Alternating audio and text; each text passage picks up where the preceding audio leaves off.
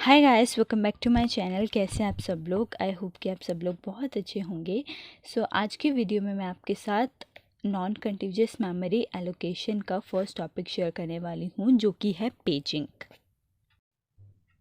Paging में जो blocks होते हैं वह सेम साइज़ के होते हैं और ये हमारे कंटीजियस एलोकेशन की रिक्वायरमेंट को ख़त्म कर देता है।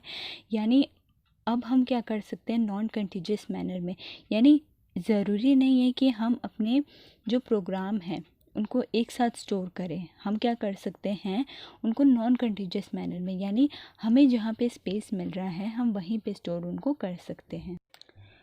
यहाँ पे आप दो डायग्राम देख रहे हो और एक इनमें से एक है मेन मेमोरी, ये वाली है मेन मेमोरी, और ये है हमारे पास एक बैच है, ठीक है, जिस बैच का नाम है job not logical address space, यानी ये सेकेंडरी मेमोरी में एक बैच है। ठीक है, बैच का मतलब क्या है? बैच होता है, आप लोगों ने बैच प्रोसेसिंग सिस्टम सुना होगा, ठीक है, जहाँ पे जॉब्स होती हैं, ठीक है, जैसे कि जॉब नॉट होगी, जॉब वन होगी, तो इस तरह से एक जॉब वन भी होगी, जॉब J1। तो इसका मतलब क्या है कि एक जो बैच होता है उसमें जितनी भी प्रोसेसेस होती हैं, ठीक है, उनका जो इन्वायरमेंट होता है वो सेम होता है, उनकी जो लगभग उनकी जो इंस्ट्रक्शंस होती हैं वो सेम होती है, यानी उनको सेम प्लेटफॉर्म चाहिए होता है रन करने के लिए। तो हम क्या करते हैं, हमारे पास लेट्स से हमारे पास P1 P2 P3 up to P10 तक हमारे पास 10 प्रोसेसेस हैं, ठीक है। तो इसमें से हम क्या करते हैं, जैसे हमारे कंप्यूटर के पास प्रोसेसेस आती हैं तो कंप्यूटर क्या करता है उसको डिफरेंट डिफरेंट बैच में डिवाइड कर देता है। ये डिपेंड करता है कि उनको कौन सा प्लेटफॉर्म चाहिए रन करने के लिए। किसी को सी प्रोग्रामिंग का प्लेटफॉर्म चाहिए होता है या फिर किसी को विजुअल स्टूडियो का प्रोग्राम प्लेटफॉर्म चाहिए होता है, ठीक है। तो हम क्या करते हैं, जिनका सेम प्लेटफॉर्म होता है यानी जिनकी सेम जॉब रिक्वायरमेंट होती है उनको हम एक बैच में डाल देते हैं। जैसे कि मैंने यहाँ पे 4 प्रोसेसेस को एक बैच में डाल दिया और उसका नाम रख दिया जॉब J0। तो ऐसे ही हमारे पास एक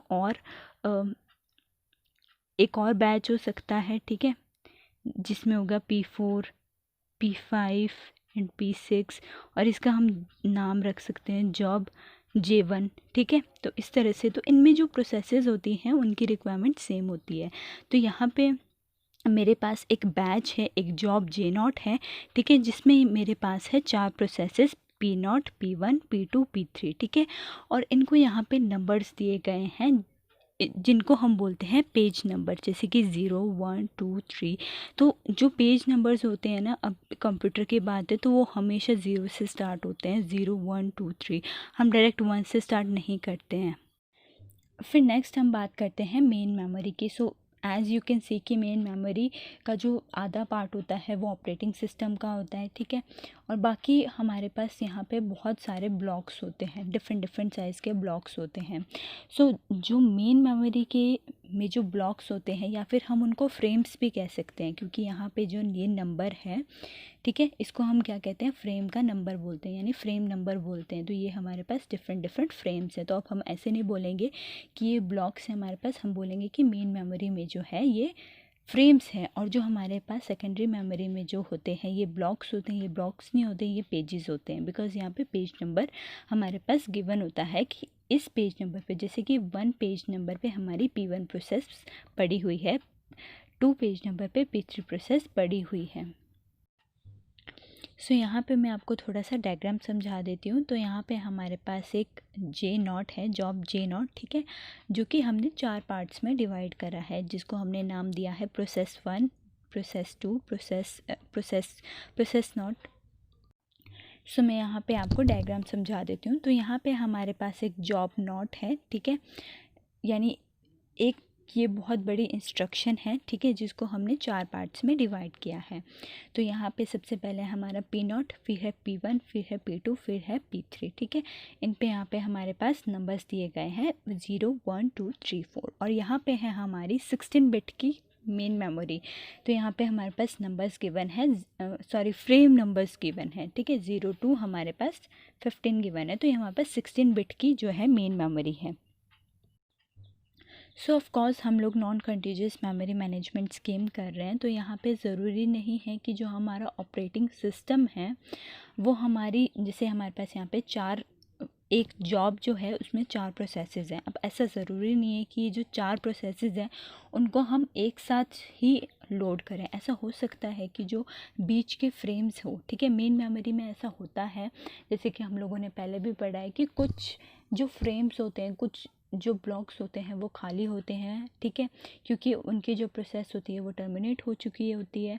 एंड कुछ जो ब्लॉक्स होते हैं वो भरे हुए होते हैं, जिन प्रोसेसेस की अभी एग्जीक्यूशन चल रही होती है तो वो भरे हुए होते हैं। तो ऐसा हो सकता है कि हमें एक साथ जगह ना मिले, ठीक है, कि हम चारों जो हमारे जॉब के जो 4 पार्ट्स हैं, ठीक है, हम उनको एक साथ जगह नहीं मिल पा रही है। तो यहाँ पे ऐसा कोई सीन नहीं है कि आपको एक साथ ही स्टोर करना है, क्योंकि हम नॉन कंटीजियस कर रहे हैं तो आपको जहाँ जगह मिल रही है तो आप वहीं पे स्टोर कर सकते हो। सो जैसे कि आपके पास यहाँ पे 4 प्रोसेसेस हैं, तो ऐसे नहीं आपको यहाँ पे 4 इकट्ठे ब्लॉक्स ही ढूंढने पड़ेंगे आपको। जैसे कि आपको 3rd फ्रेम में आपको जगह मिली, आपने यहाँ पे स्टोर कर दिया। फिर आपको 8 और 9 फ्रेम में आपको यहाँ पे जगह मिली तो आपने यहाँ पे स्टोर कर दिया। फिर आपको 13 फ्रेम में जगह मिली तो आपने जो आपकी अगली प्रोसेस है उसको यहाँ पर स्टोर कर दिया। तो ज़रूरी नहीं है कि आप एक साथ स्टोर करो, ठीक है। सो यहाँ पे सबसे जो इम्पॉर्टेंट बात है वो आपको ध्यान रखनी है कि पेजिंग में, स्पेशली जब आप नॉन कंटीजियस मेमोरी एलोकेशन कर रहे हो और यहाँ पे आपको कोई भी इंटरनल फ्रेगमेंटेशन की प्रॉब्लम नहीं फेस करनी पड़ेगी। यानी यहाँ पे कोई भी मेमोरी वेस्ट नहीं हो रही है कि हमने आधी प्रोसेस हमने एक फ्रेम में स्टोर कर दी और जो बच गया उसका क्या, क्योंकि यहाँ पे जो पेज का साइज़ है और जो हमारा फ्रेम का साइज़ है वो इक्वल है, ताकि जो प्रोसेस है वो आराम से उस फ्रेम में फिट हो सके। तो यहाँ पे इंटरनल फ्रेगमेंटेशन जैसी प्रॉब्लम हमें नहीं फेस करनी पड़ेगी। So that's a very good thing.